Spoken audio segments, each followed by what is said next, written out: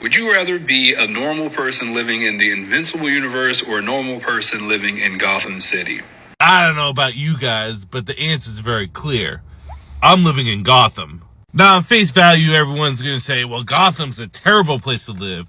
There's villains everywhere, psychopaths and crazy people, and just think of all the violence that goes on. But when you actually look at it, Gotham may be actually one of the safer places to live.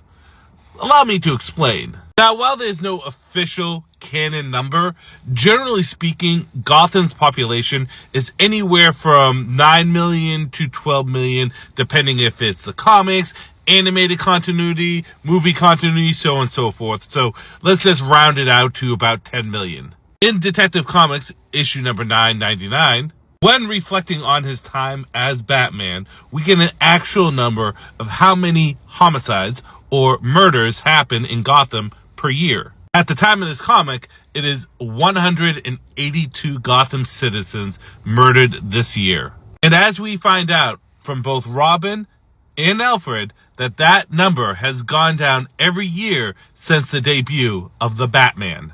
Now let's look at a real life statistic. Taking in consideration that New York City, in the real world's population as of 2024, is roughly 8.5 million, so less than the average of Gotham. But they, in fact, have more homicides at 377. Real world New York City is more violent and has more homicides than Gotham City. And Gotham's crime rate in homicides and murders are actually going down every year since Batman's been around. Another reason why Gotham is not a bad place to live is actually its villains. While in Metropolis, I would have to worry about a boom tube opening up when I'm going to Dunkin' Donuts and Darkseid sitting on my head, or in the Invincible verse, suddenly getting attacked by Battle Beasts and a massacre going on with Omni-Man. And even in the Marvel universe, and I know this isn't an accurate description of the Marvel New York City because, Spawn and the Gargoyles are there, but this gives you a general idea. Almost all the major heroes are in New York City in Marvel, so random shit happens all the time. Like Galactus could just pull up, or Thanos, and shit just goes awry.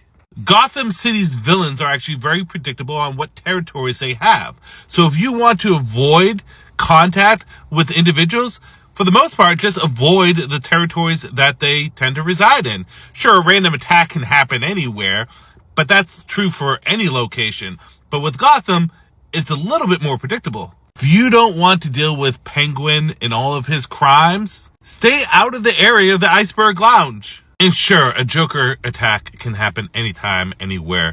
But if you want to avoid this psychopath and all of his henchmen, just stay away from the amusement mile. Gotham City is actually split up territorial-wise by all of his villains who are at least consistently not in Blackgate or consistently not in Arkham. And lastly, another great reason to live in Gotham is that the hero versus villain ratio is heavily in favor of the heroes. There are so many Batman family members that are defending Gotham and assisting the Dark Knight. It's not just a one-man show there, and while some characters like Nightwing are typically based in Bloodhaven, or Azrael who kind of travels the world, they all tend to come back and help out Gotham in its time of need. Having this elite team of crime fighters defending you, knowing that there's always a shadow of the bat somewhere in Gotham, is kind of a relief. And the success rate for the Batman family cannot be denied. And this is shared by the citizens of Gotham, as we see in Batman vs. Robin issue 5, where Robin reaches out to the entirety of Gotham citizens. And they all reflect on how Batman alone, not just the Bat family, no, specifically Batman alone, has saved them. He's always been there, always defending them, being their guardian angel. So much so that they all offer up a portion of themselves to keep Batman alive. Batman is their hero. He is their champion.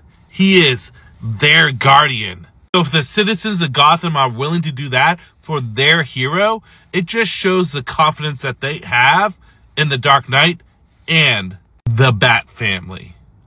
So yeah, due to the lower murder rate than even real world New York City, And also due to the fact that all the villains are typically kept in their own corners of Gotham.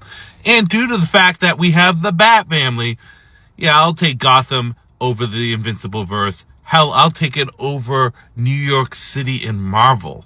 Gotham is not that bad place to live.